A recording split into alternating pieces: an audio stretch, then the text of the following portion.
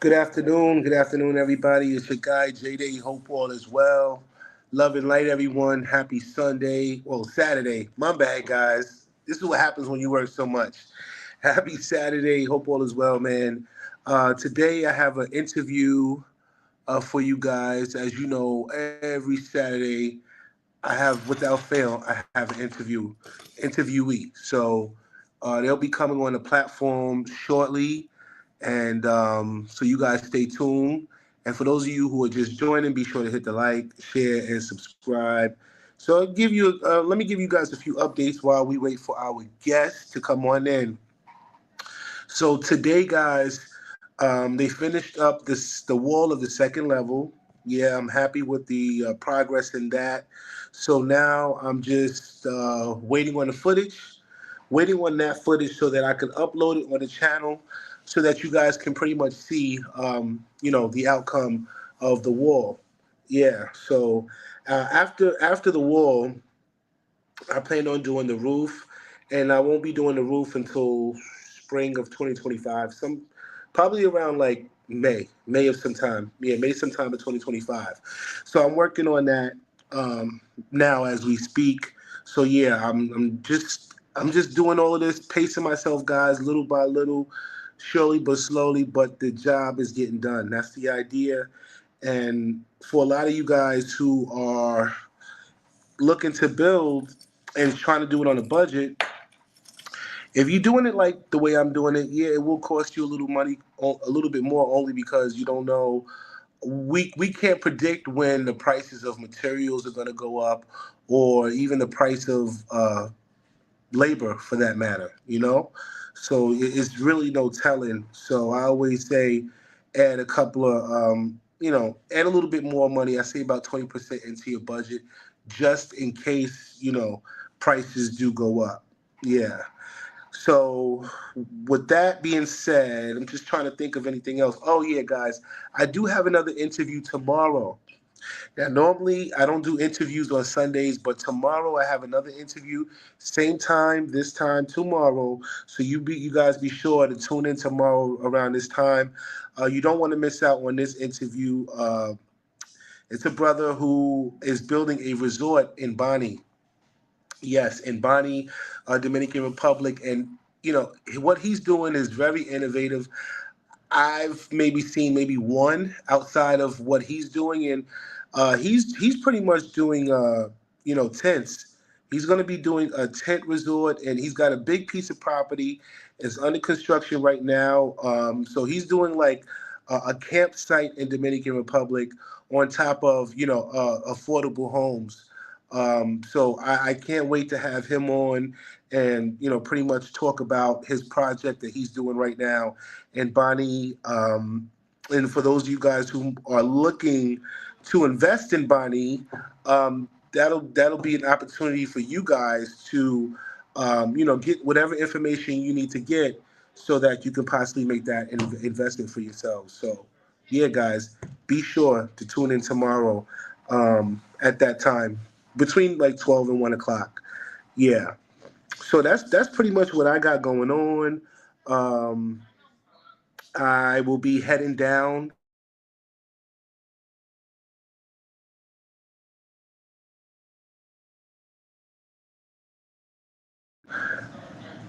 Guys, if you can hear me, let me know. This is my interviewee calling me, and this is one of the reasons why I like to have everything set up. If you guys can hear me, please let me know. Um, Let me know if you guys can hear me. Can y'all hear me? If you can hear me, let me know. Okay. All right, guys. So we have our interview coming. My interviewee in the green room. So I'm gonna add the stage. Soraya, can you hear me? I can hear you now. We tried using a microphone, didn't Okay. all. Oh, Can you okay. hear us Yeah, because okay? I wasn't. I can hear you guys clearly. Okay. Welcome to the live. I'm so excited to have you guys on. I've been trying to get this interview since like September. Shout out to Miss Sharonda, for linking us together. I have a lot of questions for you guys. I'm not sure if I'm going to be able to ask everything within the hour. But yeah, you guys are living in Puerto Plata. I'm a pure. I consider myself a Puerto Plata now. Only because I've been I've been traveling there since like 2016 or so. So I'm well accustomed to Puerto Plata, and I hate being the only one that talks about the Puerto Plata. So now I have you guys on here to kind of give your perspective, a woman and a man, which is good, which is good. So tell me. And listen, whatever questions I ask you guys, if you're not comfortable, all you got to do is say, I plead the fifth, all right? So Okay, far, so so good. so far so good. All right, all right. So one of the questions I want to ask you guys, uh, how long have you guys been living in Puerto Plata, and what made you guys decide to say, you know what, babe, let's do this. Let's just leave the United States and make it happen. Whose idea was it, and what made you guys decide to go that route? Well, I have to say this has been about a 10-year journey. It's not something we thought Oh, about or took lightly. It definitely was a journey or is a journey. We're still in it. I think the decision was made, yeah, because we wanted a different way of life. And we love, I am Dominican born, raised in the United States. My husband is Haitian born, raised in the United States. And so for wow. us, it was a coming home. It was a coming home. We've always visited the country, like when I was a little kid, always in December, always in the summer. I have childhood friends here, so it was a coming home really for us and really getting back to our roots. Yeah, Nice, it's nice. pretty much the Love same thing it. on my end. Like she was saying that in my case, I was doing the same thing on the Haiti side. Now until '81, I haven't been back. You know, but Mm. how we met in college is basically we were sharing our stories, and then we find out what's Okay. there. And that's how we got together and so on. Wait. So hold on. You guys have a YouTube channel as well? Not yet. Not yet. Okay. Okay. All right. Nah, but you know what? You guys might need to make one only because you're Dominican, he's Haitian. So I mean, if you don't We mind kept me it on the asking, same how did y'all? island. Yeah, same islands, right? Same island. But did how long have you guys been married, if you don't mind me asking? We've been together 30 years and married 26. 26. Yeah. Wow, wow, wow. Yeah. Amazing, amazing. Only because I know. Well, let me ask you: have you guys, when you guys first got together, did you find adversity, when it came to family and friends? Because y'all already know the whole situation with Dominican and Haiti, and how are you guys received as a Dominican and Haitian a couple in Dominican Republic now? Wow. You just asked a loaded question. I Oh my know. goodness. Oh my goodness. Where do we start? Oh my goodness. I have to say that we're very blessed to have a very beautiful family, like other than our children, right? Like our extended Extended family. family. Yeah. My Okay. husband came to the Dominican Republic back when we were dating because in order to ask me for my hand in marriage, he had to go through my mother, my grandmother, and my great grandmother, okay, to Oh ask for my wow. hand in marriage. So that's a lot. And Yeah. those women are pretty strong women. And yeah, to get through all of them, you have to be a pretty amazing guy. Uh-huh. They wouldn't have let him through the pearly gates. And I think our families have really embraced both cultures. I Yeah. think that there were a lot of, cultural norms, I'll say, right, Hmm. within both the Dominican culture and prejudices, I'll say, between both cultures. But I think as a family, we made a decision that it's about love, not about where you're from or the color of your skin. And it's never been about color of your skin. It's more about where you're from, right? Like just because my husband is Haitian, my family doesn't treat him differently. Actually, it's the opposite. They treat him better than me. Like I get treated like it's like, where's Gene? What about Gene? Let's take care of Gene. I said, I'm here. I'm here. Yeah. That's what and I always say, this is just my personal opinion. I've always said, because it's a lot of propaganda, in terms of Haiti and Dominican Republic, and a lot of people always say, Dominicans are discriminated against Haitians because of their color. But I'm like, there's black Dominicans, so how could that? My it's black Dominicans, Thank you you. know. So my thing is, it's more to me, from a person looking from the outside in. I think it's more cultural than anything. You know what I mean? Yes, Um, it is. It it, is. it's it's It's culture. it's Yeah. it's a cultural difference. Racism, nah. It's so many black Dominicans out there, So, Hmm. and if I didn't know any better, I would have thought Gene was Dominican only because you know what I'm saying. So, and I'm sure you get that a lot when you're Oh in yeah, I Puerto get that a Plata. lot. Yeah, Even right. throughout early years when we were dating and stuff, we Uh go everywhere we go. We they always thought I'm Dominican. huh. Uh huh. But like I Yeah. said, the it's not really racism. It's really prejudice against either where you're from, class system, and so on like that. That's how I see it mostly. Right, right. And for people that don't even know, there's classism in Haiti, and I didn't even know that, and I had no idea, if you're poor, you're considered low class. If you are, middle class, you're considered middle class, and et cetera, et cetera. So, yeah, that was enlightening for me, only because I've never been to Haiti, you know what I'm saying? So, but yeah, so you guys, how long have you been living in Puerto Plata? Yeah. Like 2.5, 3 years. We still have kids, so we still go to the U.S. and got to keep an eye on the kiddos. But we're empty Right. nesters, Yeah. so Okay. we've been back and forth and spending more time here. And then it's just like you just creep up into it and go, "Oh my, when was the last time I was in the U.S.? Oh, I forgot. I don't remember." Yeah. Wow. So it's like, okay, it's Yeah. time. It's time to go back and see what's going on. Like make sure the kids are okay. Everybody's, I mean, our Mhm. kids are older, so it's okay, but you got to keep an eye on them. Be like, okay, everybody's still alive. Okay, all right, I'll see you later. All right, Time to bye. go. So,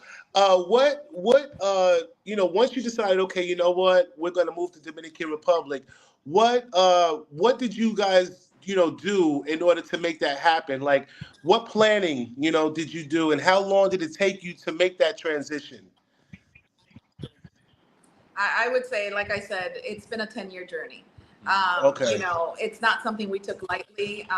Everything we learned along this process, we've learned on our own.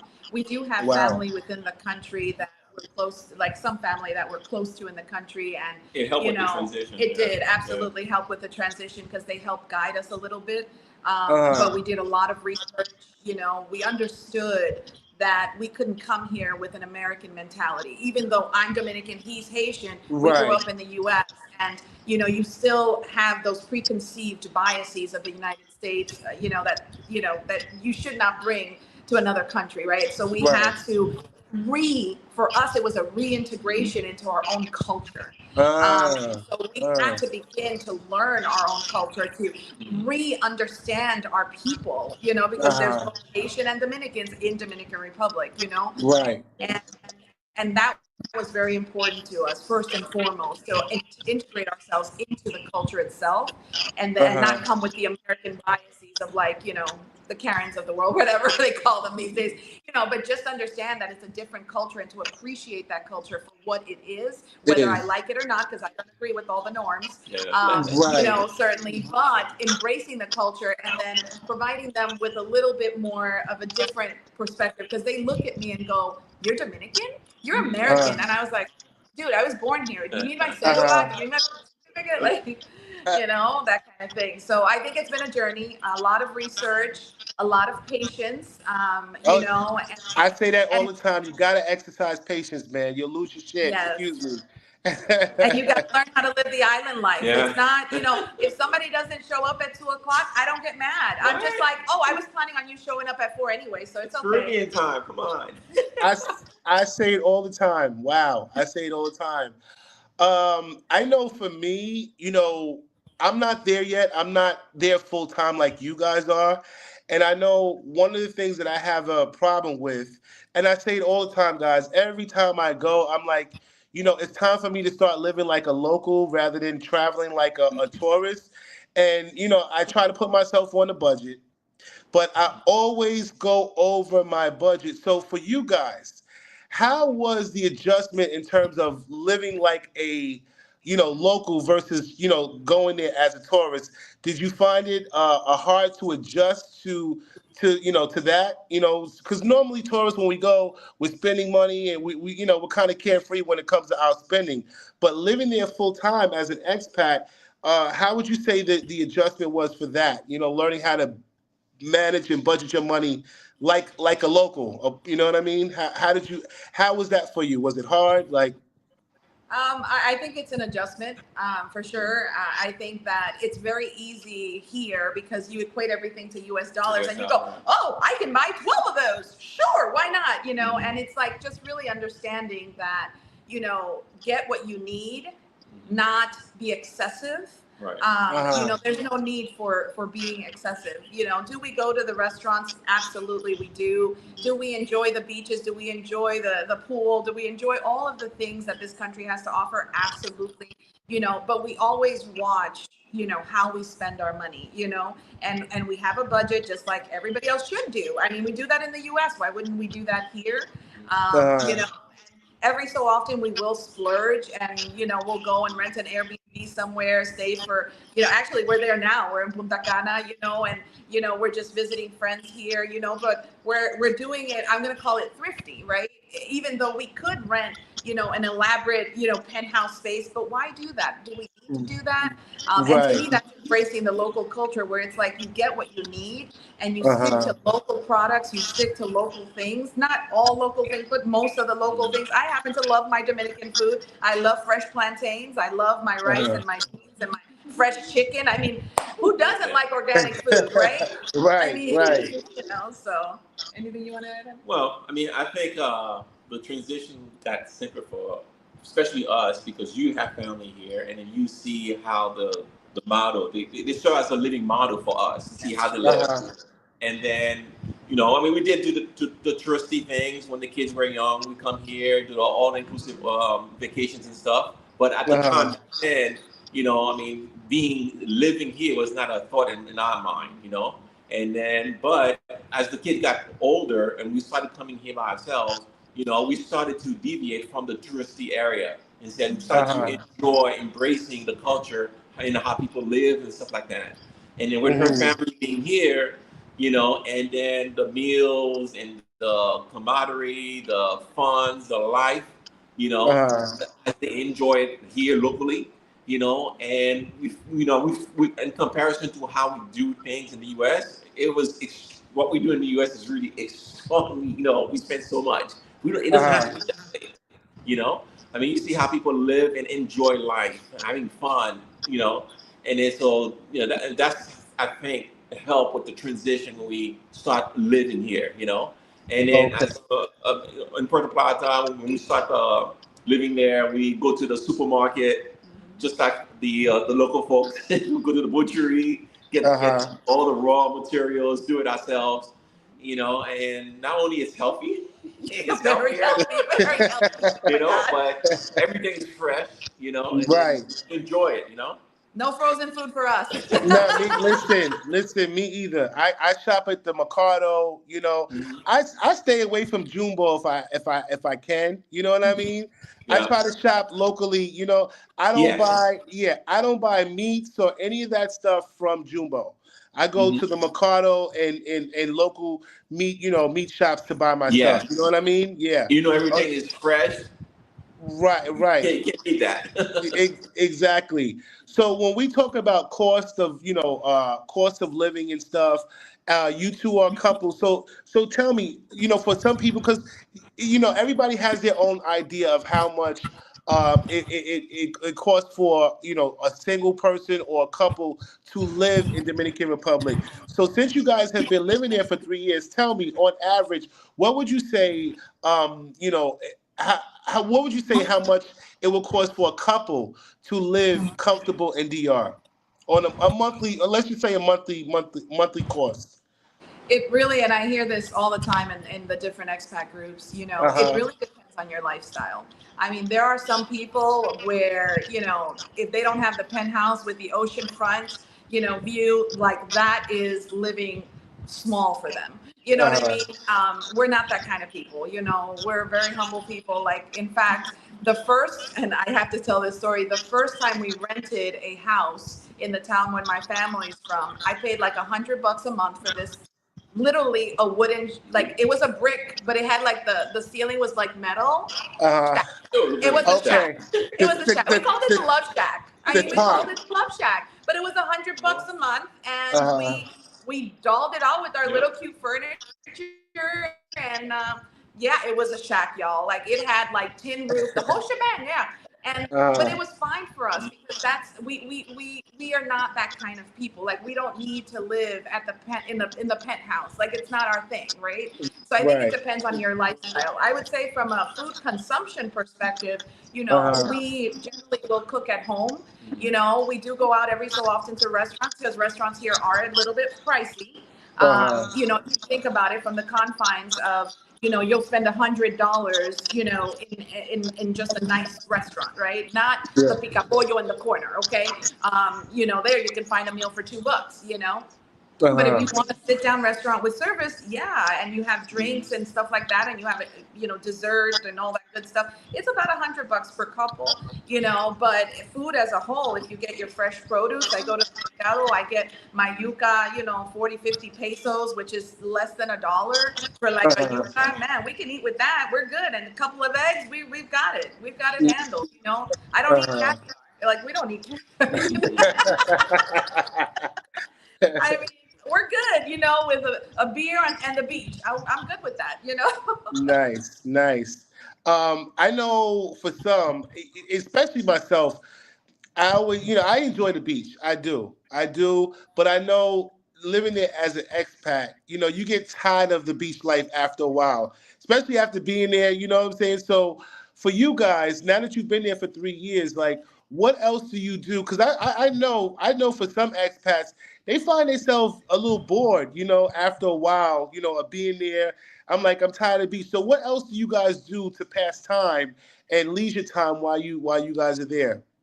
Well, we keep pretty busy, I would say. Uh, I think that it's part of us being able to embrace the culture that is here, and find ourselves like we want to integrate into whatever community that we're in, and we want to find community everywhere we go. So, mhm. my family, because we did go through that process ourselves, we're no different. We started off with our, extended family, and that was great for a time. And yes, we threw great gatherings and happy birthdays and all that good stuff, right? But Uh-huh. sometimes you need something more. You need something different. So my husband and I, we've always been philanthropists. Like, it's been our thing, our passion projects, that we've had over time.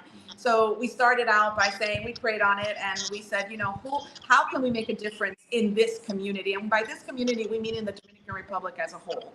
And so we Okay. started with a Creole church in the town And that my Italian family. family's from. So they were building the church. So we donated. They didn't know we were doing this. Yeah. It was anonymous. We Uh-huh. donated to be able to Materials. raw materials to build the rest of the wall to enclose the church. In Uh-huh. Santiago, we through a missionary, we found another church, just a seeds church, and there I've done 2 women's conferences now for that church. There's an orphanage in Santo Santo Domingo Domingo. that we found through 2 church pastors, because you have to make sure that it's like legit. And so Uh-huh.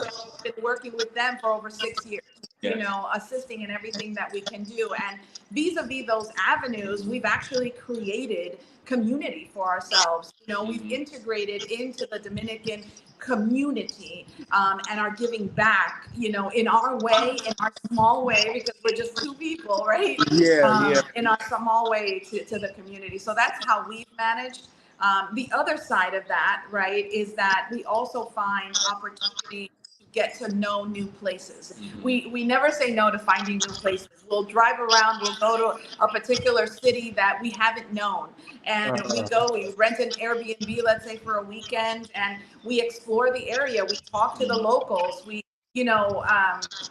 just go places and talk to people. I mean, I've been in supermarkets and I strike a conversation with somebody, and all Yeah. of a sudden No one's here for an hour. yeah, and then we're sitting at their house having coffee. I mean, Yeah. it's like that's just how you do Yeah. it. Nice, nice. So, how was your Spanish? If is it good enough to? get by I'm and learning. It's not that great, but okay, I okay. understand a lot more than I can speak it. But it's getting Uh-huh. better the more I'm exposed to it. Uh-huh. 30 years and he still doesn't know Yeah. Spanish. I don't know what to, I really don't know, y'all. It's not my fault, I swear. I swear. So is your when you speak in Soraya, does the locals like can they differentiate whether or not you are a native or gringo? And do they call you? Do they consider Well, you as? Do they consider you a gringo, or they embrace you as Dominicana? that's a great, you've got great questions. I will tell you this much, my friend. It's like being in two worlds, right? Where in the United States, I'm not white, but some people tell me I'm not black either. And so Uh-huh. I'm like, so what am I? Like, where am I? Right. And then I come to the Mhm. Dominican Republic and they're like, hey, blondie. And I'm like, but I'm not blonde. Uh-huh. Oh, hey, white girl. I mean, I'm like, I'm not white. Like, I don't understand, Uh-huh. So I think that initially when people first meet me, let's say like a Dominican, right? A local Dominican meets me for the first time, they're a little bit apprehensive because there's like, what's this girl? She speaks Dominican Spanish because I could throw down some Dominican Spanish, right? But then Okay. I speak Okay. English very fluently, right? And when they Uh-huh. hear me speak English, they're like, what the hell's going on right now? Uh-huh. So Got the I accent. think they're confused and they're just like, you're American, you're gringa. And I was like, oh, blasphemy. I mean, what are you saying? Like, but I'm Dominican. Can I show you my cedula? I really am from here. Uh-huh. And so initially, but then once they get to know, once they get beyond that wall, right? Uh-huh. Say like, oh, you're a foreigner, because then they call me a foreigner. And I was just like, a foreigner in my own country? That's weird. And I'm Uh-huh. like, okay, but then once they get to know us, like for who we are as people, and I say this because like even in the community that we live in, it's like across the street, I just go to the neighbors and say hi. Like it was a bold move for sure. But I was like, hey, how you doing? We're across the street. And Uh-huh. they initially had a little bit of a boulder up, like a barricade. And then once they got to know us, now they're like, hey, you guys need to come over and let's have dinner. And because they realize that we're humble people, and the Dominican people are very humble people, right? Very. And they're very embracing of others. They're just a little bit apprehensive, right? Because there's so many people that don't always have good intentions, right? Attention. Yeah. And that's really what it is. So we've managed through it. Do we still encounter it? Yes, sir, we do. But once they get to know our bubbly selves, they're just like, oh, we like you guys, and we're like, okay, cool. So in terms of being gringo, do you guys still get gringoed kind of like, with when it comes to buying stuff and going shopping and yeah, yeah. And Yeah. how do you deal with it? And what would you I advise somebody who Well, who may from who afar, yeah, from afar. But when she opened her mouth, start talking to them, it goes away. it goes away? Yes, Okay. I go into what I call my Dominican New Yorker Spanish. Ah. And I'm just like, no, tú no puedes cobrar eso, tú estás loco. Tú estás que yo soy una de estas gringas que tiene mucho dinero. No, tú estás loco, no, yo me voy de aquí. And then it's all over. Then it's like, oh, wait, you're really, let's not mess with her. She's Dominican. She'll slash my tires. Yeah, Like, oftentimes if we go to buy Okay. something from the locals, right, and then she tells me, all right, can you stay back because they'll think I'm a tourist. Right. I Yeah. have to Yeah. stay away from her. You be blowing her cover, Gene, huh? Exactly.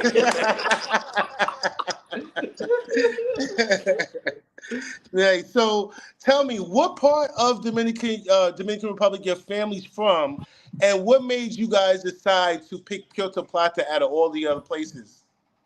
that's another, you've got some amazing questions.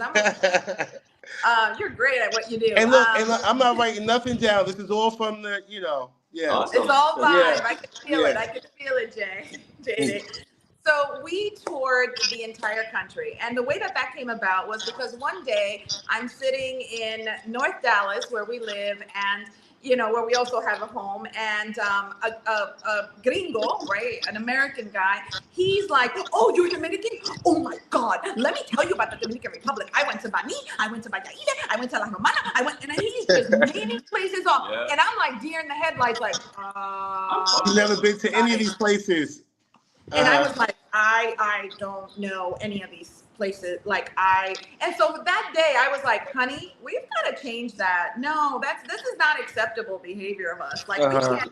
So we started traveling the country, and when we started looking for a property, because we were looking for a property not just for investment, but really to live, Mm-hmm. right? Mm-hmm. And so we traveled to, very specific areas within the country and everything in between. And we spent about 2 years doing that. And then once we traveled the country, and every place we stayed for a minimum of 2 weeks, because we Mm-hmm. wanted to see what the local culture was like. Right. And we Okay. knew we didn't want to be in a gated community. We knew we didn't want to be, amongst all. I love my expat friends, but I came to Dominican Republic to be around Dominicans. I Let's said the just same. I'm so glad we on the same page because I said the same thing. But go ahead, continue on. Yes, and so we did that, and then my family happens to be from a town. It's called the Rebel Town, Uh-huh. Navarrete. Anybody that knows Navarrete, and to all my family that are watching, they know. Where anytime the government does something bad, it's gunshots and burning tires. It's what this Rebel Town does. It's known for that. And Uh-huh. SWAT teams and all kinds of stuff. But I feel at home there. But we know that they're there, and we wanted to maintain that connection with them because we didn't want to move to the country and not be close to them specifically. Okay. And how You know, far is that from you? How far? about an hour. Okay. Yeah, Okay. it's 50 Okay. about minutes. yeah, it's 50 about minutes. 45, 50 minutes, so 45 to it's not a 50 bad minutes. drive. Yeah. Yeah. Nice. Nice. Okay. So you tell me, what are some of the pros and cons of living in Puerto Plata? Well, first off, I want to say that the reason why we chose Puerto Plata, other than our Oh yeah, family, yeah, was yeah. because you have the best of all worlds. Okay, you've got the beach if you want it. You've got the The mountains mountains. and the rivers if you want it. You've got Mm-hmm. the local culture if you want it. Mm-hmm. I mean, I'm close enough to the tourist area. If I want to see expats and tourists, I could just roll down the hill. 20 minutes. Woo! There we are. There's a lot of Yeah. new Um, restaurant popping up. New restaurants everywhere. A lot of fusion. Mm-hmm. From abroad mixing up with the Dominican culture. I mean, Yeah. food tastes awesome here. Yes, and there's I, this like embedded culture within Puerto Plata of even like the expats that we've like gotten to know. They are in the same mindset of like embedding themselves within the culture because I know people who rent homes right in the city, like amongst locals, just like we do, amongst the locals, and they're chilling. yeah. They're like, we love this here, and it's Uh-huh. not usual to see what we call foreigners, expats, walking down the street, doing their thing amongst the locals. And I love that integration, with the Right. local culture. So I, I think I it gives I us the do best. too. I do too, and I say it's one of the most safest places in Dominican Republic, to live, and one of the only places where I really find, like you said, locals and foreigners integrated. A lot of Canadians are living in Dominican, communities. So when it comes to, the community that you chose to move in, what made you decide to choose that community outside of all the rest? I want to say the proximity to the city center, Uh huh. um, and to everything that we would need while still maintaining a level of privacy and quietness. Because we all know, and I'm Dominican, they love They the love the high loud music. music. Yeah, And yeah. I say they because I'm Dominican, and yes, I can play my music a little loud every so often. But Uh my goodness, every day till my eardrums are bleeding. Oh no, that's not me. But huh. we wanted a place where it was quiet enough where we could sleep, at night. That's Uh-huh. important for us Yeah. older folks, and but we also wanted a place where we were with locals, where I can talk to my neighbor and be like, "Hey, neighbor, how are you doing?" And he would just be like back and forth, and we take care of one another. And that sense of community is really what we were looking for, and something that we didn't often. It's harder to get in the United States. We'll say, yeah. Yep. Mm, I agree. mm. Okay. Well, it's 16 of you guys on the chat. You guys, please hit the like, hit the share, and hit the subscribe. And for those of you guys who are on and you have any questions that you guys want to ask Soraya and Jean, now will be the time. I'm gonna just read some of these questions comments, I should say. Dominican Diary says, I get the same thing. People ask me if I'm Dominican. Yeah, because Gene, you could definitely, you got that complexion. You could definitely I pass just need to for work on my pass. language. Sharonda Checo, she says, shout out to Miss Sharonda. She says, do Gene experience racism there in the DR? You want to Well, know if you I haven't experience it? experienced it. I haven't experienced it here at all here in the DR section. I mean, back when I Hmm. was living in the U.S., when I'm living in the U.S., I'll say the in terms of racism, that was the only location that I've said I was firstly exposed to it. Uh-huh. And when I was living in Haiti, I had all kinds of people around me. Next door to me was a white family very close to us. When I come and visit them, it was never an issue there.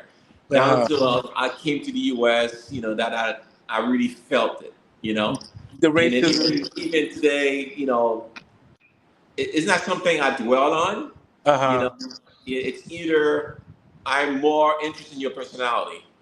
If Hmm. my when I first meet somebody, I give you the utmost respect. If you don't get that back, then I'm done. It's as Yeah. if I've never met you before. So you Hmm. either cooperate with me, and live on, and that's it. And that's my attitude toward it. But here in DR, I haven't experienced anything like that. Okay. You know. So being there for 3 years and traveling to all the cities that you traveled outside of Puerto Plata, what would you say is your next favorite city, and what other cities would you recommend people who haven't visited DR yet to visit? Wow. Okay. I have to say, I really enjoyed Bonao, because when you get into the actual residential communities, reminds me of like Long Island, like just And I'm from Long Island. I'm from Long Island. It's funny you oh say that. really? All Oh Yeah, wow, we did a yeah, stint there. Yes, we're New Yorkers, of right. course. yeah. Yeah. And so I think that that's a beautiful city.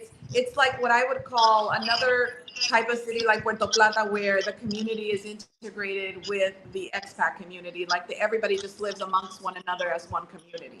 Um, Uh-huh. I know that there are communities out there that are very popular with folks. Las Terrenas is one of them. Yeah. Samana. It's beautiful. It's got gorgeous beaches. And that's another community that it integrates with the local community. I mean, Right. it's a real like community. It's like beach town type community. Mm-hmm. Well, you talking Really, about you talking about you talking about Las Tejenas. Las. Yeah, I've been to Samana, but I haven't been to Las Serenas yet. I mean, yes. Yes. I tell my experience in Samana, it was nice. Don't get me wrong. I found I this is how I describe Samana. It's laid back. So if you one of those people that's trying to looking to go somewhere to relax and Mm-hmm. enjoy the scenery, then that's where you go. But if you Mm-hmm. one of those people that's looking to party and have and I would not recommend Samana for that. No, Yes, absolutely I would not. Because I would agree. yeah, yeah. Because when I Yeah. was looking to get into the mix, I'm like, well, damn, where the hell is the part? Like, Nine you o'clock know, is shut down. it's Like Yeah. everything. I said, no, no, Yeah, you need to go to no. Las Tejenas. I mean, it catered very well to the expat community. I mean, the infrastructure is improving. I mean, they have brand new hospitals there for your healthcare and stuff like that. And Hmm. you have the expats that we've encountered from coming from Europe, Canada, the U.S., and other areas. And they melt very nicely with the local community. Mm, nice, yes. nice. But above and beyond those, I say, definitely get into the different towns, Hmm. look at what cultural life is like in the different towns. It's what we Yeah. do. I mean, we meet someone from the bank and, all of a sudden we're going to their house and like seeing how they live and just like, wow, this is interesting. And what does it cost to live here? Like, I mean, we get very curious, right? We're very curious people. And I was like, wow. And there's just so much in this country. You go up to Jarabacoa if you're into the In the mountains, and mountains, you go Uh-huh. the beyond greenery. Jarabacoa, there's Oh, so nice. Esperanza. I mean, you see, like, it could be 100 degrees in Santiago and it's But 80 it's degrees cold. in It gets Jarabacoa. cold Nice up and cool there. there. That's what I Los heard. That's what I Gallegos. Yeah, I've heard that. I'm one of those people that do move around when I am there, especially when I'm Mhm. there for 2 weeks, 3 weeks at a time. I always tell people, spread your time out.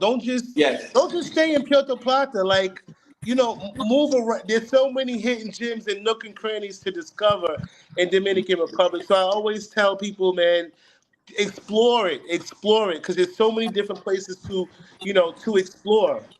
Yes. Um, And if you like yeah, the city life, I guess Santiago might be an area I would it's too recommend. busy. I mean, what from y'all being New Yorkers, what were y'all saying? That's what I'm saying. If you like the city life, Right, right. Because I give me 2, 3 days tops. I'm ready to get out of there. I'm ready to yeah. go. I'm ready to go. Ready to go.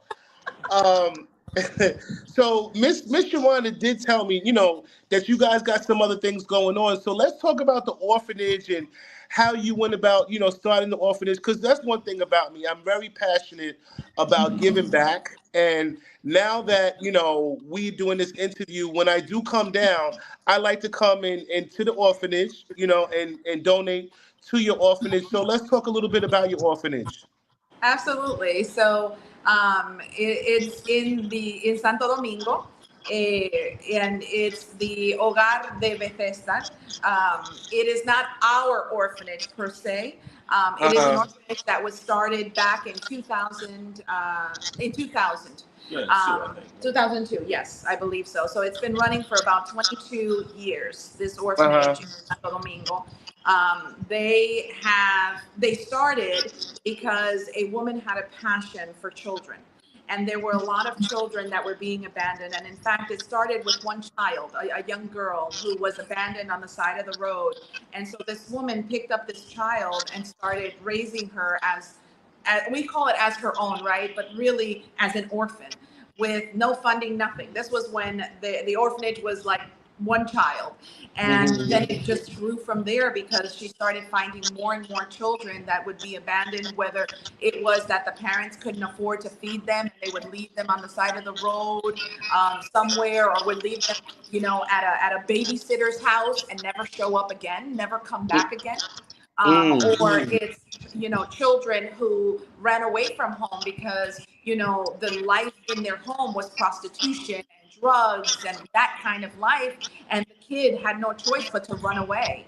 Unfortunately, when you're in a what used to be third world country, which is now a developing country, these were the norms. This was what would happen, and I'm not going to get into my own personal family history today because we don't have enough time, but my own family struggled through that, 50, 60, 70, 80, 100 years ago, that kind of thing. And it's a reality. So that's how they got started. The director there, Maria, who is an I mean, I have never Also a found teacher. someone who, yes, she's a teacher as well. She volunteers in this orphanage. Everyone there is a volunteer. Yeah. Okay, nobody Mm. gets paid a salary, believe it or not. These people do this out of the love for these Uh-huh. children who have been abandoned. And now we're seeing cases of children who are taken from the parents because the parents are drug addicts. And Uh-huh. so the children are taken away, and the babies, like there's babies Yes, who yeah. are born drug addicts, who are being weaned off of drug. Like it's crazy what we're seeing. There's children Mhm. there that parents tried to kill them. The parents tried Wow. to kill their own kids. Like there's children there that parents got deported to Haiti, and in the Uh-huh. middle of the night, and the kids are left waking up in the morning and going, "Where are my My parents?" And parents, there's yeah. nobody, and they're walking the streets not knowing Where what they is happening right now, uh-huh. right? So you have the gamut there. Now, this house, the house, right, the orphanage house was only prepared for 20 kids, Hmm. right? And I'll show videos through my journey of what it all looks like and stuff like that. Now they have 40 kids. They've Yeah, had Wow. they have 40 toddlers and kids, babies. including babies, like babies, right? Uh-huh. Toddlers, they go from ages, infant, 2 months old, 1 month old, 3 weeks old, to 17 years old.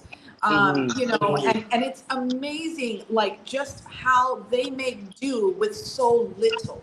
Like I cannot even Uh-huh. express to you how little. And so my husband and I, when we were prayerful about our giving, because we've been doing this by ourselves on our own with our own money. Uh-huh. Did we have an assistant from the church back Yes, home? one time, yes, Yeah. we had assistance from our church because my pastor found out because we kept it a secret, and he found out and he outed us. Uh-huh. Pastor Rob. Um, and so, we 6 years ago said, it's great that we come to the Dominican Republic and we enjoy all of its fruits, but it's time for us to give Give back. back. Right. Uh-huh. It is not Uh-huh. enough to pillage off of the land when you're Right. not planting seeds so that they can harvest in the future. And these Amen. children are Amen. our future. Amen. I'm very passionate about this. Sorry. And I listen. I hear the passion, and I'm pretty much the same way. I always said for those of us who are looking to move to DR, make a life there, the idea should be, what could I do to give back? What could I do to make a change, to make a difference? This is the kind of mentality that we should have going in. You know what I mean? Knowing that we're living amongst people living in poverty. You know what I mean? What can I do to make a change? And this is how you gain the respect of the people. You see what I'm Yes. saying? It Yes, goes it is. it goes Absolutely. it goes a long way. It goes a And long and way. I and Jay, let me tell you, the first time that we donated to them, it was anonymous. They didn't even know us from a hole in the wall. And I sent a truckload of food to them. They had no Uh-huh. idea where it came from, who it came from, you know. And then over time, every like 6 months, we would donate a truckload of food. And then I got to know the director a little bit better. And then, one day she says, "Why don't you come to the orphanage and see us?" And I was like, "Oh, that's a novel like I didn't know that I could do that, but okay, I'll go." And we went, we met her, we met the staff, we met the children. I've seen some of these kids grow up. I can't Mm. believe it. Like over time, I've seen these kids where I come in and they're like, "Oh, I remember you." The lady with Wow. all the food. And every time I would ask the director, "Hey, what is the need in the orphanage?" And I have to tell you, there's a lot of people scamming and doing all kinds of things. This woman has never asked me for money. She's Mm. always said rice, beans, All the Uh-huh. canned nutrition for the food, kids. Yeah. anything in the interest of the children. Like she has a true, genuine passion for Uh-huh. what work she does. I mean, obviously she's a teacher. She's already a nurturing, human being, right? And she teaches children, small elementary school kids, Uh-huh. but she says, "I need to give more. These children will suffer without me. If I don't help them, who will?" Right? Who Mm-hmm. will help them, So we started doing that work, doing it on our own. And now we find ourselves at a crossroads where I've had friends of mine, as we speak to them and say, "Hey, well, this is what we're doing with the orphan." And they're like, "Hey, why didn't you tell me? I could have helped." And I'm like, Uh-huh. "Oh yeah, okay, I'm sorry, I didn't. Okay." And so now we're being public about it. We're being public, right? And we're sharing the blessing with everyone else because we shouldn't be the only ones to be blessed. Because trust me when I tell you, we think that we're blessing them, but until Mm-hmm. you've been in the orphanage and you see these kids' eyes and you see the love in their eyes and you see Mm-hmm. them wanting the love, I mean, oh, when I tell you, I've walked out of there so many times just boo-hoo crying. Boo-hoo Uh-huh. crying. I don't do it Uh-huh. in front of them. I do it in my car. Uh-huh. But Yeah. that's because Yeah. it's just such a blessing to us. They think, the director's like, "Oh my God, you're blessing us. We had no more food. We had 1 week's worth left of food. And then you showed up with a truckload. And that's good for 30 days. Like we can make it expand to 30 days for these kids." She's like, "You're Uh-huh. such a blessing." And I said, "You have no idea. You've blessed us. Mm-hmm. You've blessed us." Because when Mm. those children come and they like at this point they're like jumping up on top of, I mean, it's crazy. It's like crazy sometimes, And then the Uh-huh. babies, we go and we hold the babies because the babies need to be held, Yeah. right? It's known, it's scientific. Babies need to be held, And we've been doing this now. We are getting support for some of the needs.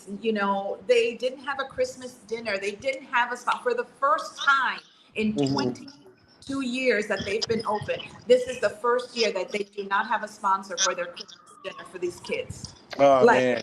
and so she reached out to me and she says, "I know that you had mentioned that you're going to come in January," because we were originally coming in January when we know there's a need for food because the donations deplete completely in January, February, March. in terms of the food stuff. So I said, I did a call to action to my Facebook friends and family and to my expat community. And I said, hey, y'all, we've got to eat. Like, this is what I've been doing. I've never told anybody, but this is what, and I need your help, you know, and they need a washer, they need a dryer, they need a stove. And by golly, we're going to get it to them because as a community, we can do this together, you know. And I'm sorry, I'm just very, I'm going to start crying. I get, and you know, I believe in that old saying, it takes a village to raise a child, you know, for sure. So, you know, the power is definitely in numbers. So with that being said, if you like, anybody that's interested in visiting the orphanage, and I will put it in the description for those people who do visit Puerto Plata, who may want to go and visit the orphanage. Could you give us the name of the orphanage and where it's located for people who Yes. may want to go and It's donate? sorry, I'm looking it up on my phone here because you know Huh? I'm old. I'm old. I'm just gonna say that, right? I'm just No, full you ain't disclosure. old. You ain't old. You better. Oh yes, yes, I'm wiser. I'm wiser. So wait, hold on. I even have to put my glasses on. You know I'm getting old, child. Child. Just I'm just showing my age here. Ladies, you know what I'm talking about. Okay, and it's called. I don't want to butcher the name. Hold on. It is Hogar Familia Bethesda, and it's located in Santo Domingo del Oeste. So Santo Domingo West. Okay. And it's called Hogar Familia Bethesda. And if anybody is interested in, you know, joining us on this journey, we will be bringing in the food donation on December 21st, along with the washer, dryer, and the stove, hoping that we get enough funds that we can buy all three items. And then on December 22nd, we're going to go back to the orphanage and we're going to do an activity with them. We're going to break bread with them because I think it's so important that as a community of givers that we also feel firsthand that give them back our love because love is priceless. There is no amount of money. And these kids sometimes, the love that they receive from the staff, there's over 13 volunteer staff that day to day, you know, manage the day to day, make sure, you know, from a security perspective, because there are a lot of children there, you know, that they provide for them. And it's so important that the children don't feel that they're just a number to someone or they're just like a checkbox. Oh, I'm going to donate this. Here, checkbox. No, they are human. They are human. They are human. They are children that need love, that need attention, that need to know that when you're giving to them, it's not because you feel sorry for them. It's because Right. you love them. Love them. You Yeah. know? Yeah. Exactly. Sorry, I'm gonna start crying. Oh, I'm gonna start crying. Nah, it's nah. That's your passion. I love it. And as I said, I'm always, you know, I'm about the kids. Even the community that you know I live in. It's the Dominican. My house is in the Campo. You know, I don't know where you guys are exactly located. I'm by Ocean World in the lifestyle resorts. I'm Okay. up in the Campo in there. So this past summer. I donated books, pens, pencils, you know, so that they can have all the supplies that they needed to go back to school. Yeah. You know what I mean? That's And right. I try to do this every year, and this is out of my pocket, all out of my pocket. On top Yeah. of building a home. So I get it.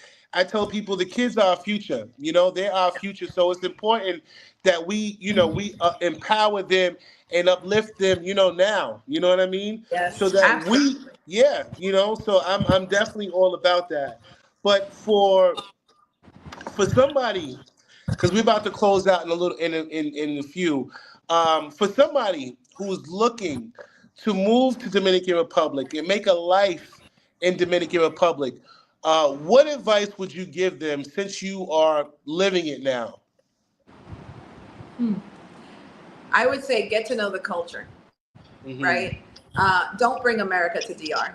You know, it's like, you know, there's a saying in Texas with all the Californians moving in, don't California my Texas. You know, Ah, I like that. don't, I like don't that. Americanize my Dominican Republic. And I know that's a bold statement to some people, and you're probably going to hate me for it, but I love you back. But if I move to Uh-huh. the Dominican Republic, it's because I love the culture, I love the people, not just because I want a cute beach that I can take a nice selfie on. So I would say definitely embrace the culture, you know, embrace the Caribbean way of life, because I don't think it's just Dominican Republic that slows down. You go to Hmm. any other St. Thomas, St. Martin, St. Croix, St. Kitts, name them. Mhm. It's a slower pace of life. Embrace that pace of life, you know. And to me, that's how you love yourself, you know. In outside of Caribbean islands, I'll just say, right, in that lifestyle, you know, we live pretty hectic lives. People are stressed out, always running, always going. When you move to the Caribbean lifestyle, it is a lifestyle change, you know, and embrace it. Take a step back and be like, you know what? He didn't show up at 2. He'll show up at 4. I'm gonna go grab a beer, sit by the Uh-huh. pool. It'll be all right. Tomorrow's Right. another day. You know, so that's the advice I would Get to give. test your limit. Uh-huh. And what Yes. about, and what would you say, Gene? What advice would you give coming from your perspective? Well, again, I'm a laid back person, probably being from the Uh-huh. island, Uh-huh. you know, and interact with the community. Absolutely. I mean, even though I'm a shy person, once I engage someone in a conversation, it's amazing the things you learn, not only about the person, but your environment, your community, it helps, Uh-huh. and coming as a new person coming in, I mean, that's one of the most thing I think, engaging in someone's lifestyle locally, see what they're doing, if they have some activities, you have the time, join them, you know, and starting a dialogue, is a good start. And Mm-hmm. as they say, what is it? They say, enjoy the lifestyle, don't judge it. Mhm. You know, Mm. don't Mm. judge it. Just embrace it, love it. You know, sit on the malecon with a beer in your beach chair, and yes, the boom boom music, and just be like, you know what, I'm gonna just do this today. You know, may not be what I do every day, but I'm gonna embrace this for this moment, and you'd be surprised how many beautiful people you get to meet. Nice. I love it. I love it. And I'm gonna ask you one more question, and if you guys, if for those of you guys who are watching, if you guys have anything that you want to ask before we close out, now would be your time. So for somebody that's um, looking to come outside, to get outside of their comfort zone, somebody that's not really social, you know, what would you advise them, coming into Dominican Republic? Believe it or not, both my husband and I are introverts. This is why we've never shared our story. Oh Um, wow. yeah, so we are a perfect example of how you can come out of your shell. Uh-huh. This is new to us. And I would say that we just made a decision that we wanted a better life for ourselves. We wanted to be better to ourselves. We wanted to love ourselves more. And the way that we do that is by embracing this journey that we're on, the good times and the bad times, because there are some struggles in the journey. But we've embraced each and every aspect of it. And I feel that we're very blessed by it. Nice, nice. Well, I appreciate having you guys on. Tell me, for people who are looking to possibly meet up with you guys, do you guys have a social media outlets? Give us some of your handles for those people who might want to reach out to you guys. I think after today, we'll have to do our own YouTube channel. So Right, that'll be right. forthcoming because J Day said so. I Because work J behind Day the said so. scene. Come through. Because J Day said so. But we're just, our name is who we are. You'll find me on Facebook, Mhm. Instagram. I'm there as well. My husband is completely no social media. No. He, but look for us. If you ever want to reach out to us, reach out to J Day and he can find us. We always have we always say our doors are always open, but our hearts are even more open to embrace any and everyone and to show them the beauty that is this country, this culture, and the lifestyle that we have chosen for us, that works for us. And also, please donate to the orphanage. Trust me, I Yes, will be posting that, all the videos. I'm gonna leave that in the description. All that information, your social media handles and everything. Once we're done with the live, you just send me everything and I'll put it in the description box. There was one more question I wanted to ask that I completely forgot about. Are you guys renting or you bought? And if you bought, how was that part? How was that process? Oh, that's a whole different show. Yeah. Oh That's a God, whole different all show. right. It's woo. Okay, so you know what? We're gonna do a part two then, because I told you I said there's a lot of questions I wanted to ask, and I didn't think I'm gonna have enough time to ask everything in 1 hour. So maybe we'll do a part two. I love you guys' energy, definitely unmatched. And is there anything that you guys want to say to the viewers before we close out? The only thing that we'll say is that we're very blessed to be on this journey. It's not always been a easy journey, y'all. It's been filled with a lot of sacrifice because we had to save up because we ain't rich, y'all. We are not. And I will say that, we love on people as we wish to be loved. And I hope that that comes through. And we hope to not just do this one project with the orphanage. We hope to expand on this in the future, to build bigger things, to change some of the things that aren't so great, right, around us. And that's regardless of whether we're in Dominican Republic or not. But we're here for each and every one of you. We embrace everyone we've met, and we've made some beautiful friendships, and we hope to continue that. So, Yeah. I agree. And we love you, J Day. I love you guys too, and I appreciate you guys for coming on. Great show, guys. Really, I really Thank you. enjoyed this. Love the energy, man. All So right. guys, so guys, I appreciate you guys for coming on in. For those of you guys who are on now, please be sure to hit the like, share, and subscribe. And if you guys would love to have Gene and Soraya back on, let me know, and we'll make it happen. All right. But until All then, right. guys, enjoy the rest of your Saturday. I appreciate you again. Until next time, you guys take care. All right. Enjoy, Bye. everybody. Bye. Take care.